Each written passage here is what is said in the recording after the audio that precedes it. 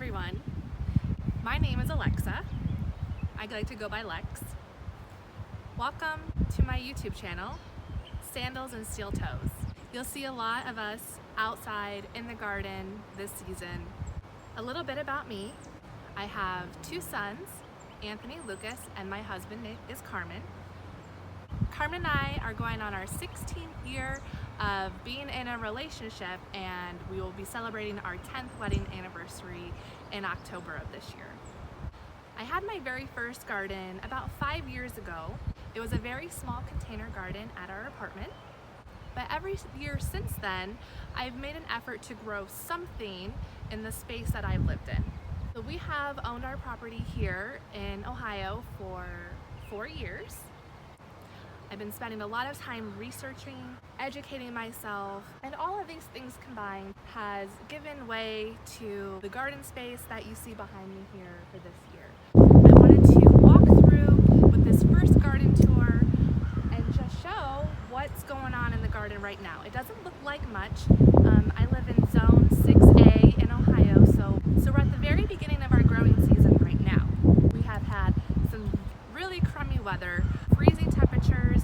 Right now it's 39 degrees and it's May 11th. Not a whole lot going on outside, but we have to wait a little bit to show what everything looks like right now and take you on a journey with me to show how the garden progresses throughout the season. And so coming up on the first garden bed, and I have my sweet helper Lucas to help show off what we've got going on in here. This is asparagus. Yep, this is the asparagus bed, and we have started to harvest some asparagus. It is growing quite slower than it has in the previous year, but I really think the cold temperatures that we've been having this spring is just slowing things down. I did put some broccoli plants on the sides of this bed too. I have some frost damage on the leaves. From the other night, it got down to 30 degrees and I did not cover these broccolis, but they seem to be okay. There's new growth coming on, so I think we'll be all right. Over here on this bed is more broccoli. Yeah, more broccoli over here. And there's also turnips right here. What's this again? That's rutabaga. I planted rutabaga seeds. Turnips. And turnip seeds, yes. We've never grown these before, so this is new. I did get the seeds from a local seed library, and the rutabaga seeds read 2011 on the packet, so I'm not sure if they're gonna come up. It's just an experiment to see if this is gonna work. I did put these in like 2 weeks ago, and I haven't seen anything sprouting. What I think is sprouting is weeds. I'm just waiting to see what happens there. Are these beets? Yes, so Lucas beets. loves beets. That's your favorite, isn't it, Lucas? Beets? Yeah. It's my favorite root vegetable. Yep. So we have some baby beets coming up. I went ahead and Over thinned here. these yesterday.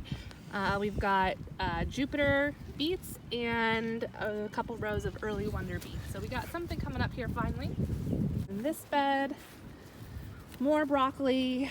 We have over here an assortment of carrots. So in this bed, we've got the kaleidoscope carrots. That is a variety of 5 different colored carrots. So we'll have purple and yellow and white and orange coming up in there. Yeah.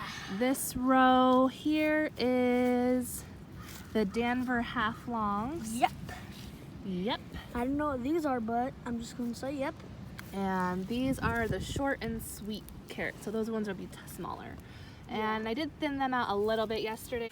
I have a row of radish here that's finally starting to grow. Oh yeah, this is radish. I put it in on 4/8, so it's been over 29 days. That's supposed to take 29 days to maturity, and it has taken longer than that. I think again because we've had such a cold spring that nothing's growing like it normally would. And a couple more broccoli. We have a lot of broccoli. We have a lot of broccoli, I know. Mama, do you have cauliflower? I did not plant cauliflower. Oh, I love cauliflower. I know. That's my favorite broccoli thing. And we've got a row of peas. It's my favorite thing that looks like broccoli. And they're just getting long enough to start climbing up. I'm starting to train them over. And I put these ones in on 4-8 as well. So these are also taking a little bit of time to get going. So one thing that has been a lesson for me during this time is how to grow these cold hardy crops. The broccoli has been okay because I started those inside, and when I transplanted them, the temperatures had warmed up enough, but you know, we still had frost on May 8th, 9th, 10th. I don't remember it being this cold last year. But things like the radish and the peas that I really had thought was gonna be more productive by now, is just really slow. So again, I think it's just because we've had a colder spring than we normally would. So I'm hoping this week things start to take off. By the end of this week, we're supposed to be in like the 60s, mid 60s, and the nights are gonna start getting back up into like the 50s. So I think after this cold snap is done, I think spring is finally gonna be here. So that is our pallet compost pile. We plant in here. I'm just gonna take scoops of whatever's at the bottom and set it on top. Nothing's in the dirt right now. The plan is once it stops raining and is cold, we're going to make rows, then we'll plant on that. And as you can see by Lucas's footprints, this is really nice soil. It's a sandy loam. The tilling did a great job. Everything's broke up. Are you making my walking pathways? Yeah. During these last couple of cold days, I've been working on figuring out just all the seeds I have and all the plants that I've started, and we'll be making a plan on how I am going to plant this because it is a lot of space. And I want to make the most of the space that we have. So I'm hopeful by the next garden tour, this looks maybe a little bit different. We're ready to plant potatoes, and we'll be putting some weed fabric cover over top, landscape fabric. Know that I will eventually be called back to work, and when that happens, I have to be able to maintain my garden and work my full-time job. So the weed fabric, I think, is going to be a great blessing during the middle of the summer when things start to pick up back again. So this is our beautiful and wonderfully productive raspberry patch. Bushes just look amazing. They're going to do so well this year. I'm really excited. They're so good. Great little tip about raspberries, if you've thought about planting them, they spread like crazy. So every spring I have all these little baby raspberry plants shooting up in the grassy part of this line here, and typically end up mowing them down. But this year I put out an offer to some friends to come and dig up some of these little baby sprouts if they would like to take them, you know, home to their property and start their own little patch. So I had some interest there, and I think that's something I'll continue to do because, you know, why not share the love, you know, and give someone else the opportunity to grow these wonderful berries. So these will be great. And that's it right now for the outdoor vegetable garden growing space, and show you what I've got started inside the house. Everything in there is ready to come out and be planted, but until our weather cooperates, they're just gonna have to hang out. We'll do a quick walk through the perennial garden. This is the herb spiral. A broccoli did get planted in there because, you know, why not? I had 30 some broccoli plants and kind of put them all over the place. Mint. In these little rock circles here, I planted kohlrabi. I've never grown it before, but it looked really cool, so I'm trying it, and there is a tiny little sprout there. No action on this one, but these two also had little sprouts, and I put some mulch over it, so it's in there. So they're doing something. This is rue, that comes back every year. More mint, that's like a peppermint. This is, oh, what's it called? It starts with a T. I put in a lot of like lettuce varieties and spinach in here a few weeks ago, and just starting to come up again. It's just been so cold. It's like nothing's growing. I started cilantro in the house and transplanted it last week. I think the frost killed it. It's turned red and doesn't look too good. I still do have more cilantro inside. So beautiful sage, and I've got arugula growing in there, and I planted parsley here. I don't really see much happening. Maybe some little sprouts, but those might be weeds, I don't know. And put a patch of dill in there. So there's a variety of things. I have a lot of basil in the house that I've started. This is a mess that I have to deal with. It's a blueberry bush. Yeah, I had a bush here, and I'll show it. I had right here, it was just in the way and prevented me from walking, so I decided to dig it up. And when I did, I realized that I had a little bit of an invasion issue, and it was setting off runners all in this area, and I didn't want little babies popping up all over the place, so I started to dig out all the roots, and the roots go from this herb spiral all the way to over here. It's a pretty good distance, so I have some work to do. It doesn't look very nice right now. Just more stuff over here. There's Wilma. This space is looking a lot nicer. These are hydrangeas, and this is new. This is our new strawberry bed. My mom and I built this together just before Mother's Day, so it was a nice mother-daughter project. She was teaching me how to use some power tools. So we had a good time, and we got the strawberries transplanted, and they are looking pretty good. I was a little worried about the frost, but I had them covered. They didn't really need to be covered, but I did it anyways because I had transplanted them the same day that the frost was happening. And I think everyone looks good. I mean, and we're getting little buds now. Oh, they look so pretty. So I'm hoping for a good strawberry crop. And then this is gonna allow them to really spread and grow. I had them in these little white containers that have been breaking. So this space over here is gonna be a new little garden area. And this is what I'm calling the Misfit Garden.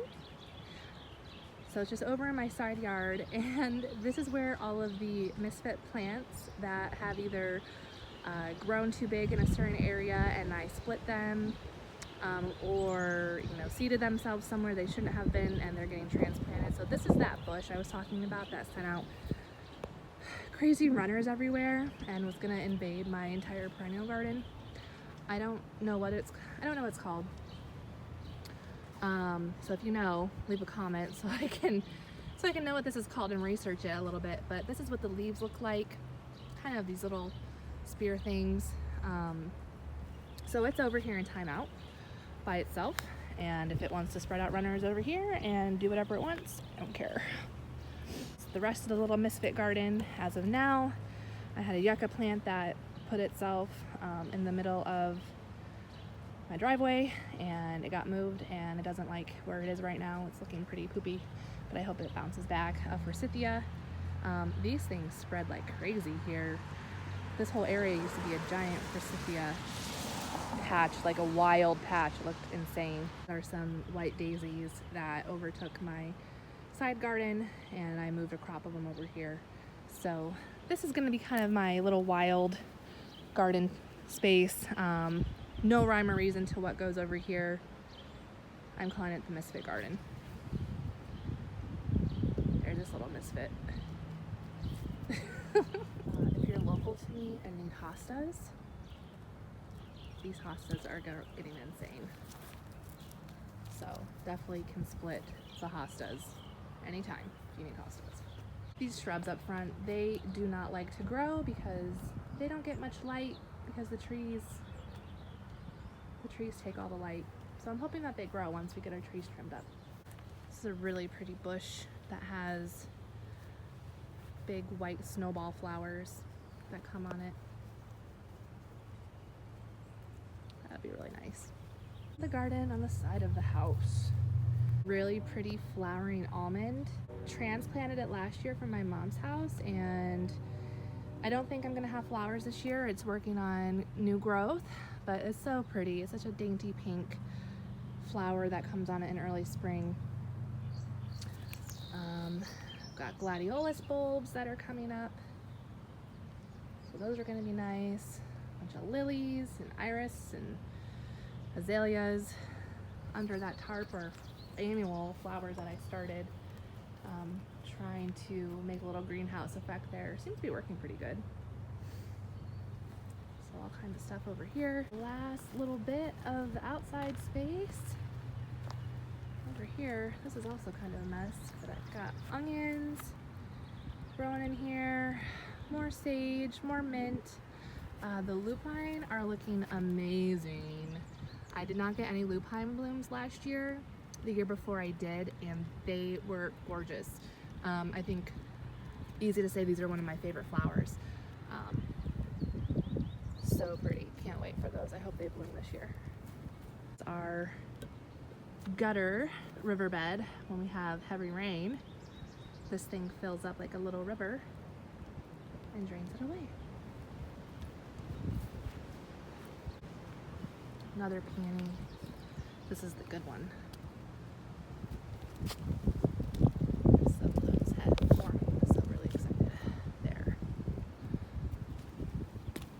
And our first garden tour of 2020, I'm going to show you all of the vegetable starts that have been growing in the nice warm house and are ready to go outside as soon as this cold Ohio weather starts to cooperate with us.